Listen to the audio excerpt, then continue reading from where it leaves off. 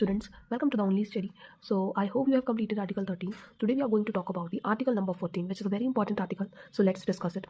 So Article 14 जो है वो ये कहता है कि स्टेट जो है किसी भी पर्सन को विद इन द टेरिटरी दो चीज़ें डिनाई नहीं कर सकती। एक तो है equality before law and equal protection of law. ये दोनों चीज़ें डिनाइड नहीं हो सकती है। सो इक्वालिटी बिफोर लॉ और जो इक्वल प्रोटेक्शन ऑफ लॉ है, ये दो कॉन्सेप्ट हैं जो कि डिफरेंट प्लेसेस से लिए गए हैं। लाइक इक्वालिटी बिफोर लॉ जो है वो इंग्लैंड का जो कॉन्स्टिट्यूशन है ये उनका प्रोविजन था, और इक्वल प्रोटेक्शन ऑफ लॉ ये यूएसए से लिया गया है इंडिया में।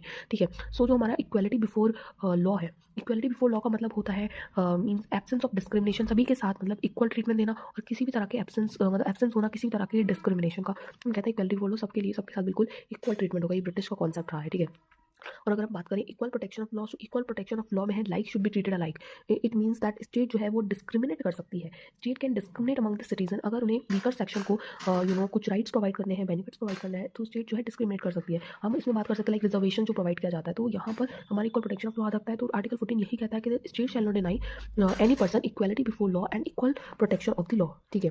सो अगर हम बात करें, यहाँ पे हमारे दो एक्शन होते हैं, affirmative action and reverse action. So हमारे जो अफर्मेटिव एक्शन होते हैं, अफर्मेटिव एक्शन का मतलब होता है स्टेट जो है वो एक्शन ले सकती है अगर उन्हें बैकवर्ड क्लासेस को